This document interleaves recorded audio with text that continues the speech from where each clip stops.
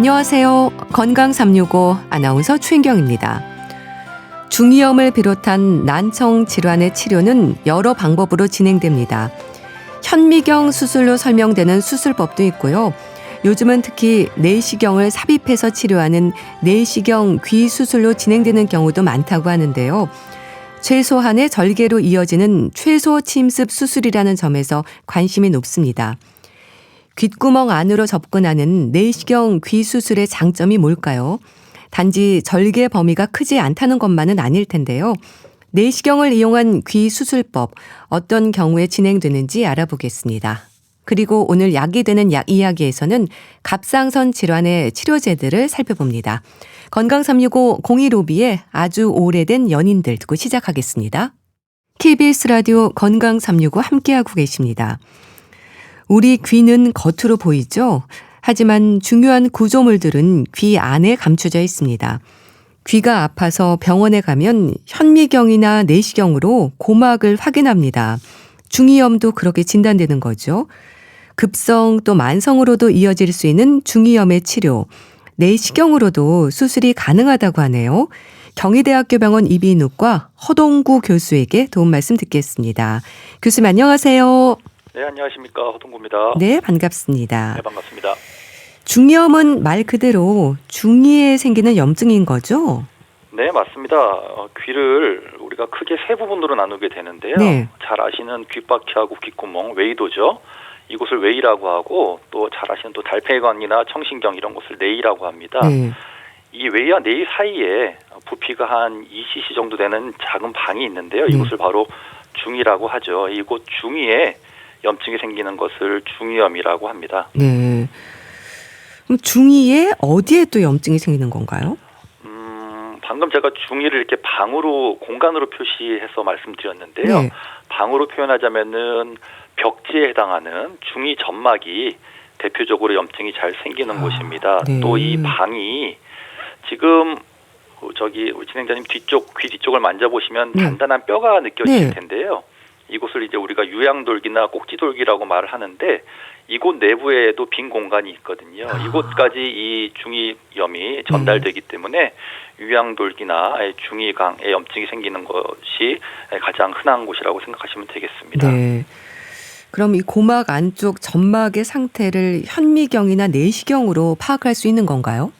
네, 그렇습니다. 이 고막은 완전히 불투명하지가 않고요. 네. 간유리처럼 반투명해가지고 천공이 없더라도 외부에서 경험이 많은 의사가 내시경이나 또는 이경 이런 도구를 이용해서 관찰하면은 고막 안쪽의 중이 상태를 어느 정도 추정해 볼 수가 있습니다. 네. 그리고 만성 중이염 환자분들 같은 경우는 고막에 천공, 그러니까 구멍이 나 있게 되거든요. 네. 이렇게 구멍이 있으면 아무래도 조금 더 중이강 안쪽을 좀 더 자세히 관찰할 수가 있고 또 내시경을 사용하게 되면은 시야각이 넓기 때문에 훨씬 더 많은 부분을 살펴볼 수가 있습니다. 네. 그 중이염으로 고생할 때 귀가 아프고 열이 난다는 표현을 하거든요. 네. 실제로 열이 나는 거죠? 그 부분은 그럴 수도 있고 또 아닐 수도 있습니다. 그렇군요. 네네. 급성 중이염 중에서 화농성 중이염이라고 하는 경우에는 귀가 아프고 또 전신적으로 열이 날 수가 있습니다. 네. 하지만 삼출성 중이염 같은 경우에는 통증이나 전신 증상이 없는 경우가 많고 네. 만성 중이염의 경우도 발열은 일반적으로 동반되지는 않습니다. 네. 그러니까 중이염에도 이제 급성과 만성이 있는 것 같은데요. 그럼 치료 시기를 놓치면 만성으로 되는 건가요? 네, 급성과 만성으로 구분을 하게 됩니다. 이거는 이제 질환의 경과 기간에 따라 구분하게 되는데요. 보통 3주 이내면 급성 중이염, 3개월이 넘으면 만성 중이염으로 이렇게 구분을 합니다. 치료 시기를 놓쳐서 만성화되는 경우도 있고요. 하지만 치료를 하더라도 여러 가지 이유로 염증이 반복되는 경우에는 만성화로 이어지게 됩니다. 네.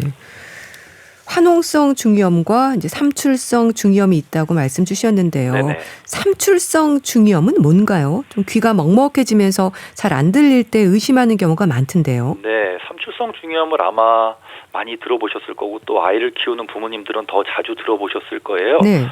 중이염 중에서 급성 염증 증상이나 또 징후, 그러니까 말하자면 귀가 많이 아프거나 또 들여다봤을 때 고막이 이렇게 붉게 부어오르거나 하는 이런 것들 없이 고막 안쪽의 중이강에 노란 삼출액이 고여 있는 경우를 우리가 이제 삼출성 중이염이라고 얘기를 하고요. 네. 유소와 난청에서는 아주 가장 흔한 원인 중에 하나가 됩니다. 네. 보통 이제 중이염으로 인한 청력 손상도 얘기가 되지 않습니까? 그럼 만성 중이염으로 갔을 때 그런 건가요? 네, 그 중이라는 공간이 존재하는 이유가 네. 뭐 하나 굳이 얘기하자면 소리를 증폭시키는 기능이 있는 겁니다. 아, 따라서 이 중이에 염증이 생기게 되면 이 증폭 기능에 문제가 생기게 되겠죠. 네. 그래서 청력이 저하되게 됩니다. 이런 경우를 우리가 음을 전달하는 데 문제가 있다 그래서 전음성 난청이라고 얘기를 하고 네.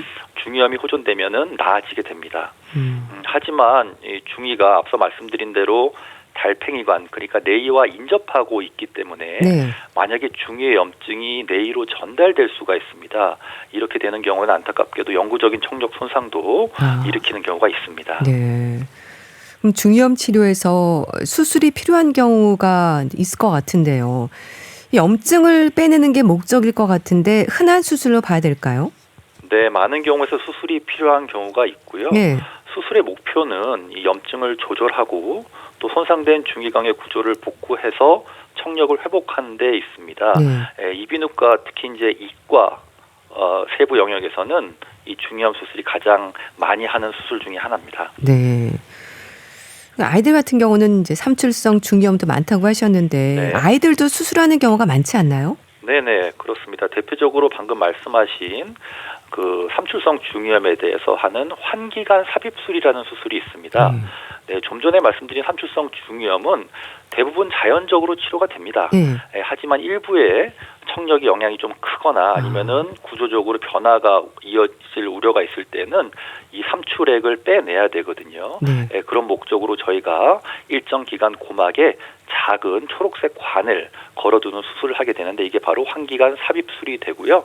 이 수술을 할 경우에 효과가 꽤나 극적이어서 청력이 바로 회복되기 때문에 보호자분들이 상당히 만족하시는 경우가 많습니다. 네. 그런데 현미경으로 수술하는 게 일반적이지 않나 싶은데 현미경보다 내시경으로 수술하는 경우가 많다면서요? 네. 중이염 수술에서 현미경을 사용한다는 걸 아신다는 것만으로 이미 반전문가신 것 같은데요. 네. 네, 전통적으로 중이염 수술에서 현미경을 이용해 왔습니다. 네. 네. 그렇지만 최근에 이 내시경을 이용한 중이수술법의 장점이 많이 알려지고 또 의료 장비가 점점 발전하면서 내시경 중이수술이 좀 늘어나는 추세입니다. 네. 그런데 아무래도 귀 수술의 난이도가 높지 않나요? 이게 작고 미세해서 좀 정교함이 필요할 것 같은데요. 네네, 맞습니다. 그 모든 수술이 또 마찬가지일 것을 생각을 합니다만은 네. 귀 수술 또한 전문성이 매우 필요한 분야고요. 그래서 이비인후과 전문의 중에서도 이과, 귀를 세부 전공을 하고 계신 교수님들이나 선생님들이 많이 계시니까 네. 그분들하고 좀 상의하시면 좋을 것 같습니다. 네. 이제 내시경으로 수술하는 경우가 많아졌다고 하셨는데요. 그럼 기존의 현미경 수술과 비교할 때 내시경 수술은 어떤 특징이 있을까요?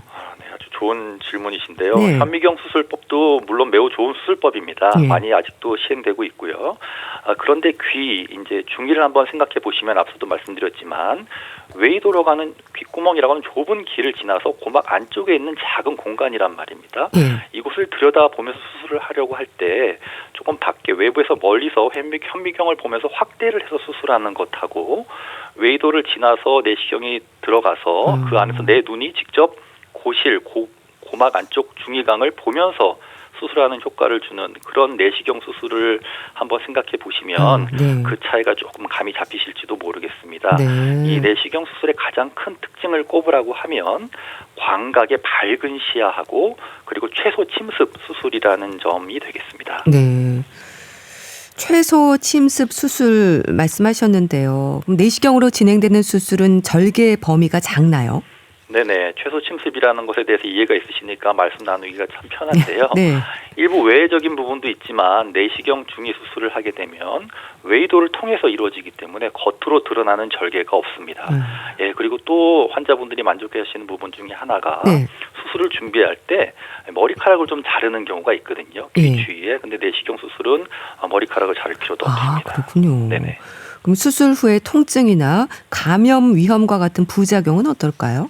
네, 이것도 많이 연구가 되어 있는데요. 네. 수술 후 통증이 조금 더 적은 것으로 그렇게 알려져 있고요. 네. 또 절개 범위가 더 작기 때문에 그만큼 감염의 위험도 감소한다고 말할 수가 있겠습니다. 네. 또 시야가 넓고 밝기 때문에 수술에서 우리가 보존해야 될 구조물들을 조금 더 잘 구분할 수가 있어서 부작용을 줄이는 데도 도움이 될 것으로 저희는 생각하고 있습니다. 네.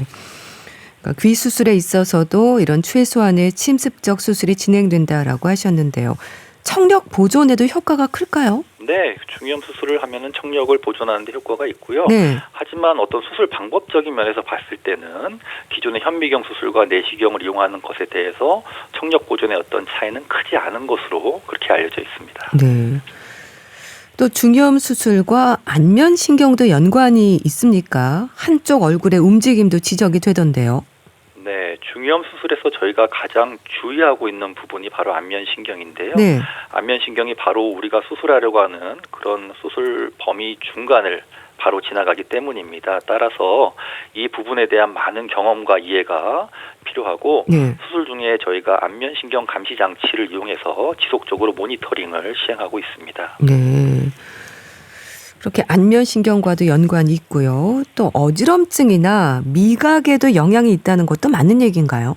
네, 맞는 얘기입니다. 중이강이 앞서 말씀드린 대로 뇌의 달팽이관과 인접하고 있다고 말씀을 드렸죠. 네. 네네, 뇌의 기능이 청각하고 평형감각에 있기 때문에 중이염이나 중이염 수술 과정에서 모두 어지럼증과 관련이 있고요. 또 미각을 일부 담당하는 아주 가는 신경이 바로 고막 안쪽을 지나가는 신경이 있습니다. 바로 네. 이 부분 때문에 저희가 항상 주의를 기울이고 있습니다. 네. 뭐 현미경 수술, 내시경 수술 말씀 주셨는데요. 근데 중이염은요, 수술을 해도 한 번으로 만족할 만한 효과를 가져올 수 있는 게 아니라는 말도 있던데 어떻게 이해하면 될까요? 어떤 경우에 그럴 수가 있습니다. 중이염의 수술 목적을 앞서 말씀드린 대로 우리가 염증을 조절하고 청력을 회복하는 데 있다고 보았을 때 네. 한 번의 수술로 이 두 가지를 모두 이뤄내면 참 좋겠죠. 하지만 어떤 사정상 그렇지 못한 경우가 있습니다. 네. 그럴 때는 청력 회복하는 수술을 2차 수술로 진행하는 경우가 있습니다. 네. 그러니까 아무래도 청력과 관련해서는 제한이 좀 있는 거네요. 네네, 그렇습니다. 염증부터 제거를 하고 네. 나중에 청력을 개선한다든지 그렇게 이제 진행을 하는 거죠. 네. 그럼 수술이 1차, 2차로 나뉘어서 진행되기도 하나요? 그러니까 네네, 염증부터 그렇습니다. 제거를 하고 나중에 청력을 개선하고 이렇게 되는 건가요? 네, 1차 수술에서 염증이 너무 많거나 또 염증의 재발 우려가 있을 때는 1차 수술 염증부터 제거를 하게 되고 네. 2차 수술에서 염증의 재발이나 이런 것을 확인한 다음에 청력을 개선한다든지 이렇게 이루어지기도 합니다. 네. 또 중이염이 반복되는 분들도 계시는데요. 이런 분들은 귀 세척에도 신경을 쓰던데 귀 세척이 뭔가요? 이게 도움이 되는지도 궁금합니다. 네, 이 부분은 제가 조금 낯선 부분이 있는데요. 네. 귀 세척은 저희가 일반적으로 권하지는 않습니다. 네, 아마도 귀 감염을 완화하기 위해서 우리가 이용액이라 그래서 네. 생기기는 꼭 안약처럼 생겼는데 귀에 넣는 약물이 있습니다. 네. 이것을 사용하는 방법이 꼭 세척과 비슷하거든요. 그래서 아마 귀 세척으로 알려진 것이 아닐까 이렇게 생각이 됩니다. 네. 이거는 괜찮은 건가요? 네, 귀에 넣을 수 있는 약물을 사용하는 거는 괜찮지만 네. 일반적으로 본인이 자발적으로 생각하셔서 소독 약물이라든지 뭐 식염수라든지 이런 것으로 세척하는 것은 권하지 않습니다. 네. 염증 때문인지 자꾸 그 면봉으로 귀를 건드리기도 하는데 이건 어떻습니까? 저희는 정말 권하지 않습니다. 면봉을 사용하시는 거는 네. 정말 뭐 필요한 경우에 바깥쪽에 잠깐 사용하실 수 있겠습니다만 대부분 중이나 외이도에 생긴 염증, 감염성 원인의 그 면봉으로 옮겨지는 경우가 있다고 생각을 하고 있기 때문에 네. 가능한 한 면봉의 사용은 좀 자제해 주실 걸 권유드립니다. 네. 현재 내시경 귀수술 연구회 회장직을 맡고 계신 걸로 알고 있습니다. 어떤 일을 주로 하시나요? 네. 우리나라에는 이제 귀를 진료하는 선생님들이 모여 있는 곳이 계신데요. 바로 네. 대한이과학회입니다. 이 학회 밑에는 다양한 연구회를 두고 관심 분야를 발전시키고 있는데요. 네. 내시경 귀수술이 비교적 최근에 알려지고 또 발전하다 보니까 내시경 귀수술 연구회가 만들어지고 또 많은 분들이 참여하고 계십니다. 네. 저희 연구회에서는 공동 연구나 학술 교류 또 수술법 보급을 위해서 워크숍을 개최하고요. 국제학회를 통해서 다른 나라 의료진과도 소통하고 있습니다. 참고로 2028년도 예정돼 있는 차차기 세계 내시경 귀수술 학회를 네. 바로 우리나라에서 개최할 예정이기도 하고요. 네. 또 많은 환자분들이 이런 최소 침습 수술에 대한 혜택을 받으실 수 있도록 이 내시경 귀수술이 급여화되도록 저희가 노력을 해서 네. 2023년도 하반기부터는 이 수술이 건강보험이 적용되고 있습니다. 그렇군요. 네네. 그럼 내시경 귀수술에 있어서 앞으로도 좀 개선되고 발전해야 하는 부분도 있을까요? 네, 물론입니다. 아직까지 저희가 최근 20여 년 동안 많이 발전된 부분이 있습니다만 어떤 장비적으로도 조금 더 많이 개선될 부분이 있고요. 네. 또 기술적으로도 저희가 지금 현재는 많은 부분이 외이나 중이에서 수술이 이루어지고 있습니다만 조금 더 안쪽 뇌이라든지 뇌 기저부라든지 이런 부분까지도 점점 그 수술 범위를 확대해 나가고 있고 또 국내에서도 아직까지는 앞서 말씀드린 현미경 수술과 내시경 수술이 어떻게 보면 반반 정도 지금 이루어지고 있는데 내시경 수술이 점점 확대가 되고 많은 분들이 혜택을 입을 수 있도록 저희가 노력하겠습니다. 네. 기존에는 현미경 수술이 이제 많이 진행이 됐다고 말씀 주셨는데요. 네. 앞서 내시경 귀 수술이 사실 그리 익숙지는 않습니다. 네네. 일반인들이 잘 모르시죠? 네. 그래도 과거보다는 네. 많이 좀 알려져서 많은 분들이 또 미리 알고 또 내시경 귀 수술의 어떤 특징을 잘 이해하고 오시는 분들도 많이 있습니다. 네. 이 중이염 수술에도 많이 이제 내시경 수술이 진행이 되는데요. 중이염에 대한 일반인들의 오해도 많지 않나요? 네. 가장 제가 많이 듣는 오해 중에 하나는 네. 이제 중이염에 대한 병력을 저희가 여쭐 때 어릴 때 귀에 물이 많이 들어가서 중이염이 생겼어요라는 네. 말씀을 정말 많이 하세요. 네, 근데 원칙적으로 고막하고 외이도는 방수층이 있기 때문에 네. 귀에 물이 들어가도 그 구조가 망가져 있지 않은 이상 중이염을 일으키지는 않습니다. 네. 근데 중이염이 또 자주 오는 분들도 있지 않으시나요? 네, 그렇죠. 아무래도 중이염을 일으키는 여러 가지 병인이 다양하지만 그 병인에 이제 소인이 많이 해당되시는 분들은 조금 더 자주 오고 어떤 분들은 그렇게 노출되더라도 중이염이 안 오는 분들도 있고 그렇습니다. 네. 이 중이염으로 인한 여러 문제들을 설명해 주셨는데요. 가볍게 볼 건 아닌 것 같네요. 네, 그렇습니다. 이걸 방치하면 어떤 위험이 올 수 있는 건가요? 말씀드린 대로 중이염은 네. 일반적으로 목숨을 위협하거나 그러지 않는 경우가 있어서 환자분들이 단지 귀에 좀 물이 난다든지 염증이 생긴다고 하고 청력에 조금 변화가 있다 하더라도 네. 일상생활을 못하실 정도가 아니니까 그때 치료하고 그냥 지내시다가 중년이 지난 이후에 이제 건강에 관심이 많아지시면서 이제 수술을 결정하고 하시는 분들이 있어요. 네. 우리나라에는 이제 그 전문의 원장님이 계신 이비인후과 의원도 많고 의료 전달 체계가 잘 이루어져 있으니까 이런 귀 증상에 대해서 가볍게 생각하지 마시고 네. 증상이 있을 때 가까운 병원부터 방문하셔서 차근차근 좀 검사를 받아보셨으면 좋겠는데요. 네. 제일 조금 안타까운 경우는 중이염을 그냥 조금 가볍게 생각하시거나 이렇게 하시다가 아까 말씀드린 회복되지 않는 청력, 그러니까 영구적인 청력 손실로 이루어진다든지 네. 아니면 합병증이 발생해서 심한 경우는 안면마비라든지 또 어지럼증 이런 것들 정말로 심한 경우는 이제 그 염증이 가까운 중추신경계라든지 또 외부 목 이쪽으로 전이 돼서 네. 문제가 되는 그런 경우도 있기 때문에 그렇지 않도록 이제 미리미리 조금 건강에 신경을 써주시고 검진을 받으실 것을 권유드립니다. 네. 그럼 중이염으로 이렇게 수술까지 가지 않도록 민감할 필요가 있는 증상이랄까요? 좀 짚어주시죠. 네, 저희가 이제 일반적으로 귀 증상, 중이염 증상 많이들 얘기하시는데요. 네. 가장 많은 부분이 이제 청력에 대한 어떤 변화겠죠. 청력이 조금 떨어진다든지, 그 다음에 이제 먹먹한 감이라든지, 네. 또 귀에서 물이 나는 경우가 많이 있습니다. 보통 물이 난다고 이렇게 표현을 하시는데, 네. 엄밀히 말하면 이제 삼출액이나 아니면 이제 환홍, 고름이 되겠죠. 그런 부분이라든지. 또 그렇게까지는 가지 않더라도 가볍게라도 뭔가 좀 귀가 그냥 막연히 불편하다, 네. 뭔가 좀 먹먹하다 이런 부분도 있고요. 또 앞서 보셨지만 이런 중이강 증상보다는 뇌의 증상이 먼저 나타나서 어지럼이라든지 이명이라든지 그런 증상들도 어떻게 보면 중이염으로 연결될 수가 있습니다. 네. 그래서 꼭 미리 뭐 중이염에는 꼭 이런 증상이다 이렇게 말씀드리는 것보다는 이런 다양한 귀에서 느껴지는 증상이 느껴질 때 앞서 말씀드린 대로 가까운 이비인후과를 먼저 찾으셔서 정확한 검진과 진단을 받아보실 것을 권유드리겠습니다. 네. 이제 앞서 귀의 구조를 설명을 할 때 이제 내의, 외의, 중의 말씀하셨는데요. 네. 내의, 외의, 중의로 구분이 되잖아요. 네네. 그럼 중의에 생기는 질환들로 인해서 내의나 외의도 영향을 받나요? 네, 영향을 받을 수 있습니다. 특히 외이도 쪽으로 염증이 전이되는 경우도 있고요. 네. 그렇게 많지는 않지만, 하지만 좀 안쪽 내의에 영향을 줄 때 조금 더 뭐 증상이 좀 심해지고 위험한 경우도 있겠죠. 네, 그럴 수 있습니다. 참 중이염으로 인한 합병증이 무섭다는 생각도 드는데요. 중이염의 증상과 관련해서 꼭 강조하고 싶은 말씀도 있지 않을까요? 네, 계속 반복해서 말씀드리게 되는데요.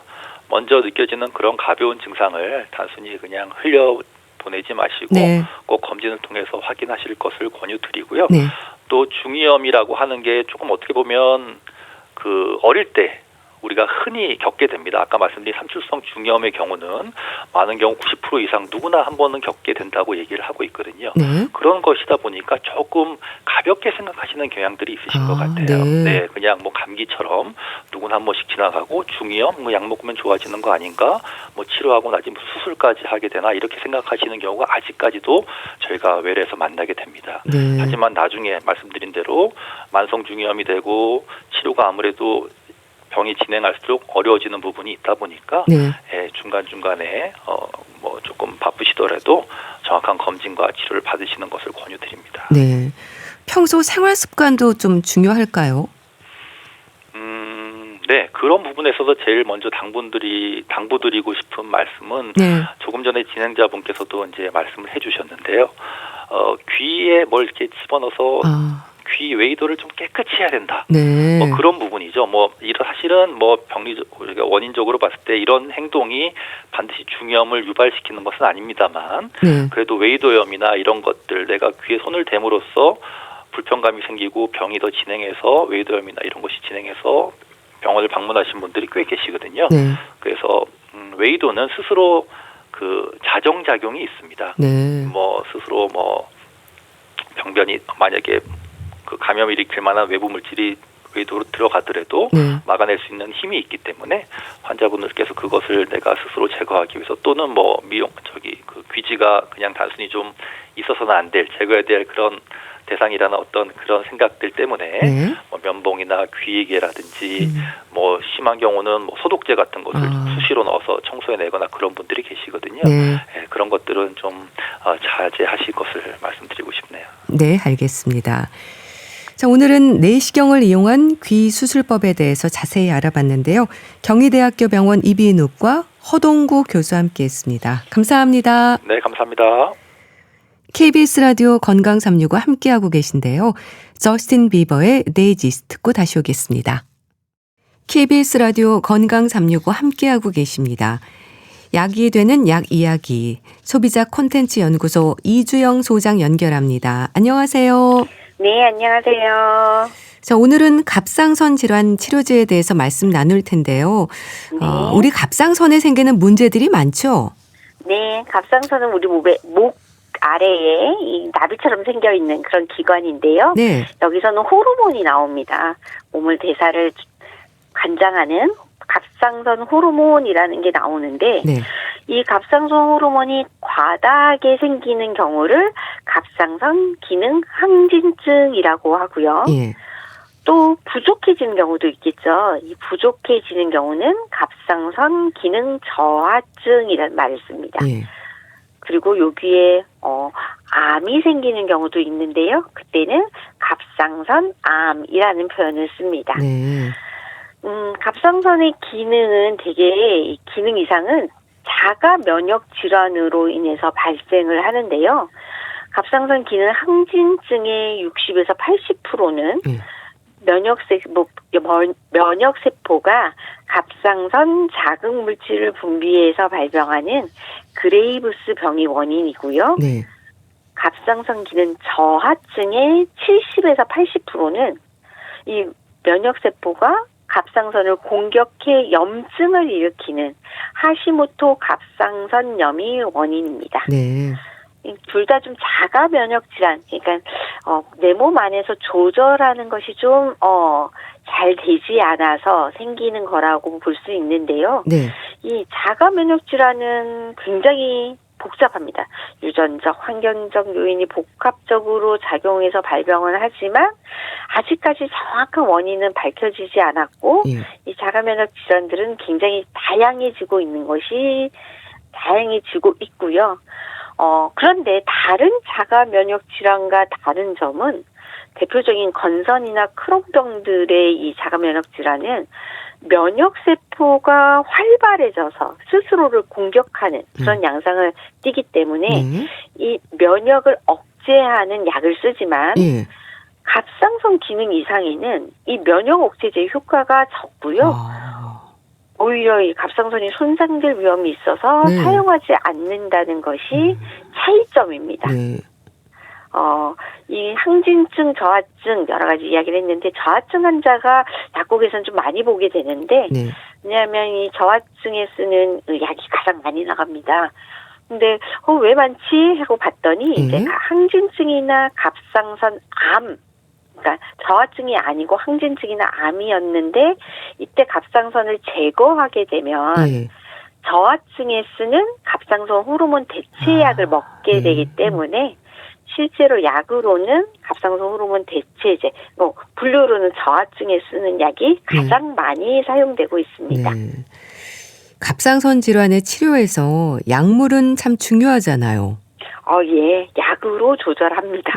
갑상선은 이 호르몬을 조절하는 기관이기 때문에 약물을 넣어줌으로써 이 조절이 안 되는 것을 교정합니다. 그래서 항진됐을 때는 항갑상선제라는 약을 넣어서 덜 생기게 하고요. 저하증에는 갑상선 호르몬을 대체할 수 있는 호르몬 정제를 넣어주는 건데요. 성적 호르몬이나 인슐린과는 다르게 우리 몸의 갑상선 호르몬과 동일한 합성 호르몬이 다행히도 알약으로 이미 개발되어 있고요. 사용한 지 100년이나 된 그렇게 오래 쓴 약도 있습니다. 워낙에 오래 사용된 약이라 경험도 많고 그다음에 약값도 매우 저렴합니다. 그런데 이 약으로 조절해 봤는데 만약에 약물로 조절하는 게 실패하면 그때는 고장난 이 조직은 갑상선을 제거하는 수술을 하게 되고요. 이 제거한 후에도 호르몬 대체제를 먹어야 되기 때문에 약물 치료는 아주 중요합니다.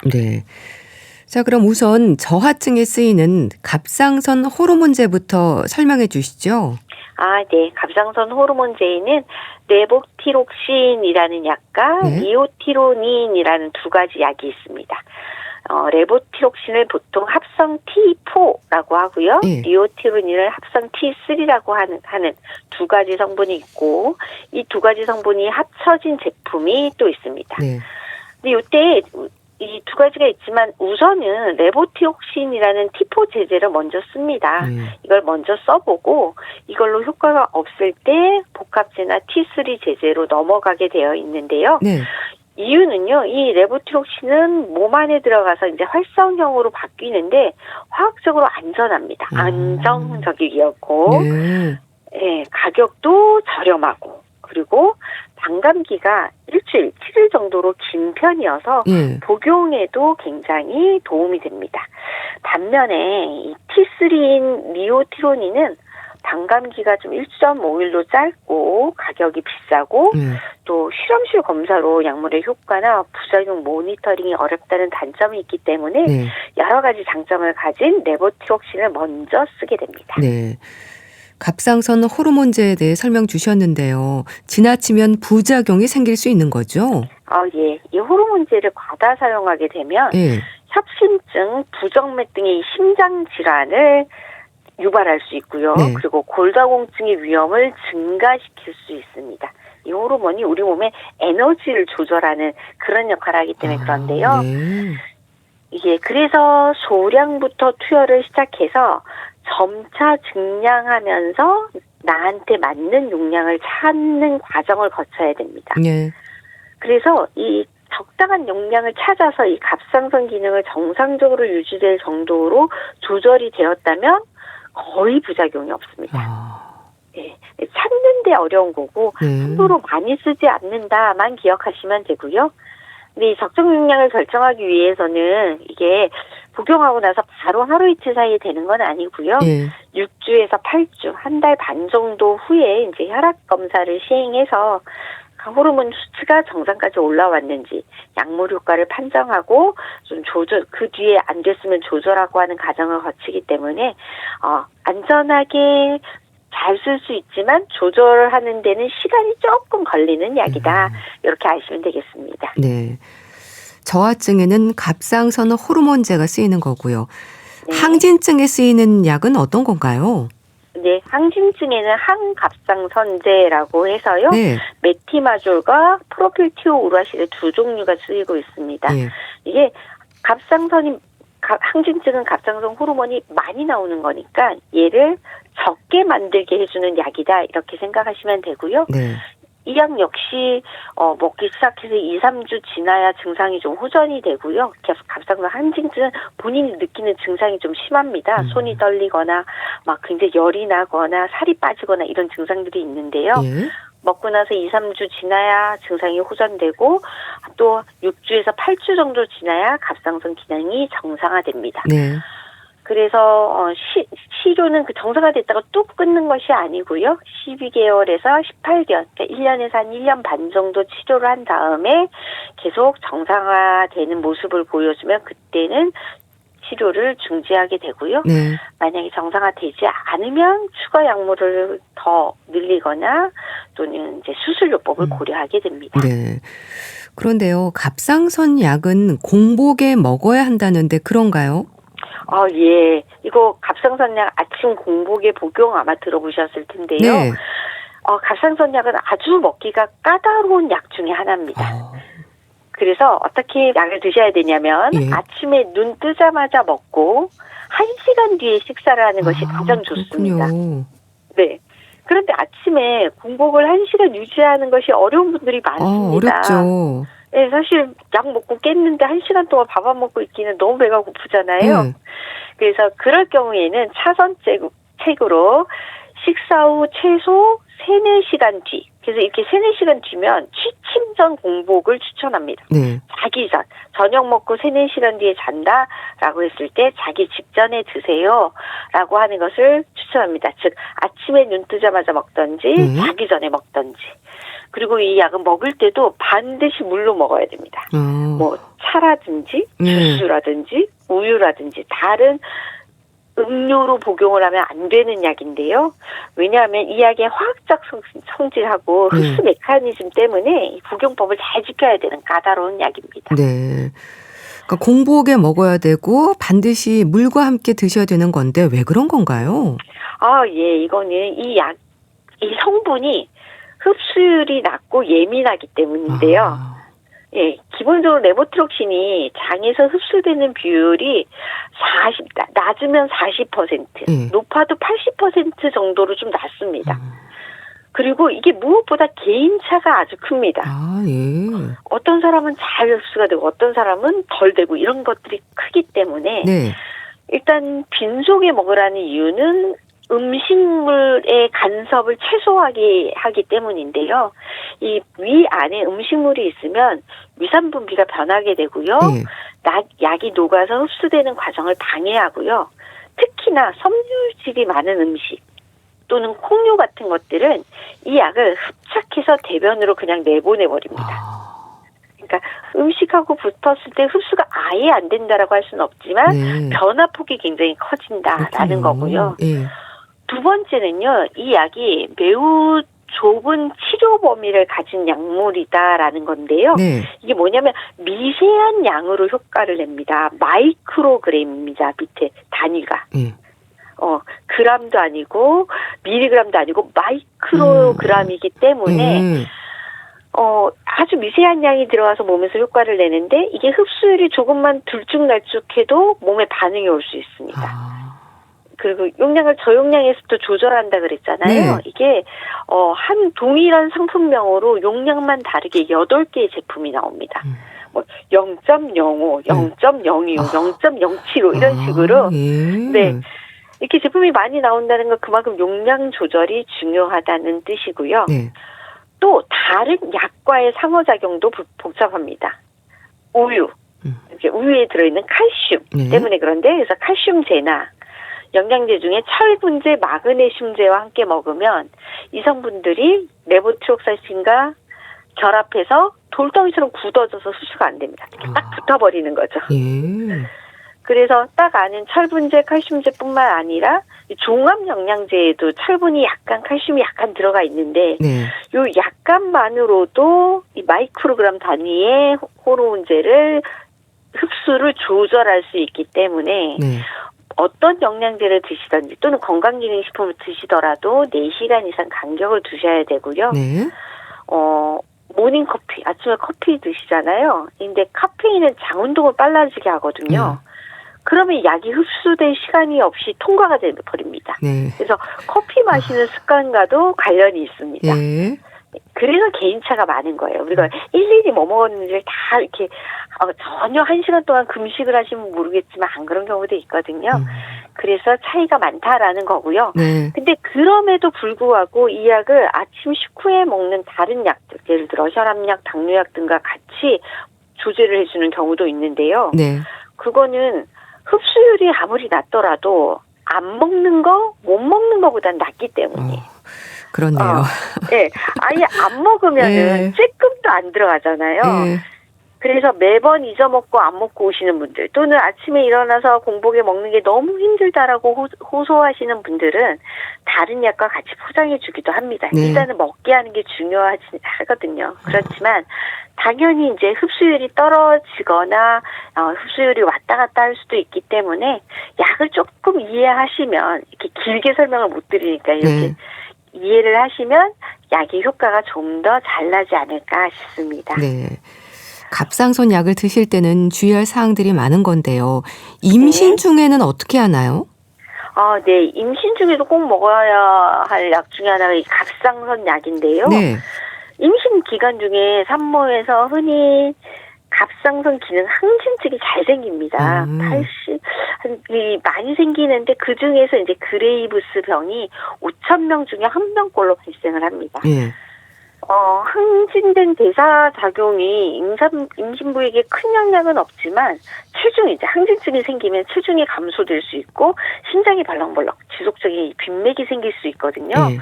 그래서 이건 좀 주의가 필요하고 그리고 또 이걸 조절해서 치료하지 않으면 조기 유산이나 조기 출산 등으로 이 태아에게도 영향을 미칠 수 있습니다. 네. 그리고 태아의 갑상선 기능에도 영향을 줄 수 있기 때문에 태아 산모가 모두 잘 지내는 경미한 갑상선 기능 항진증은 치료하지 않고 그냥 경과관찰 두고 볼 수도 있지만 네.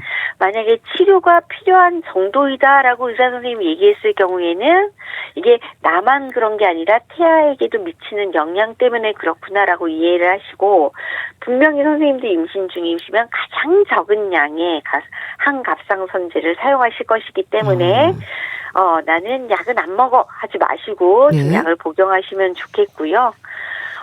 그리고 갑상선 기능 저하도 생길 수 있는데 네. 이때도 이제 자가면역 질환인 하시모토 갑상선염이 가장 많은데요. 임신 중에 이 호르몬의 분비와 대사가 변하고 면역 체계가 변하는 것과 관련성이 있습니다. 근데 이게 갑상선 호르몬 저하 부족해지면 태아의 두뇌 발달 및 신경계 발달에 영향을 미칠 수 있고요. 또 산모에게도 조산, 빈혈, 태반 조기 박리, 네. 임신성 고혈압을 유발할 수 있기 때문에 이건 역시 치료해 줘야 되는데요. 네. 적절한 영양, 갑상선 호르몬을 보충해주는 호르몬제를 적절한 용량으로 유지해서 복용하도록 해야 되고요. 네. 이 저하인 경우에는 약간 양이 늘어나는 경우가 있어요. 네. 그러면 이거 뭐 큰일 났나? 더 먹기 싫은데 이러시는데 이게 체중이 좀 늘잖아요. 임시 말기로 가면은. 네. 이 체중 느는 것 때문에 고기에 비례해서 약이 늘어나는 거니까 너무 걱정하지 마시고 설명을 잘 듣고 복용하시면 되겠습니다. 네, 알겠습니다. 약이 되는 약 이야기. 오늘은 갑상선 질환 치료제에 대해서 알아봤는데요. 소비자 콘텐츠 연구소 약사이신 이주영 소장과 함께했습니다. 감사합니다. 네, 고맙습니다. 솔리드의 천생연분 보내드리면서 인사드릴게요. 건강365 아나운서 최인경이었습니다. 고맙습니다.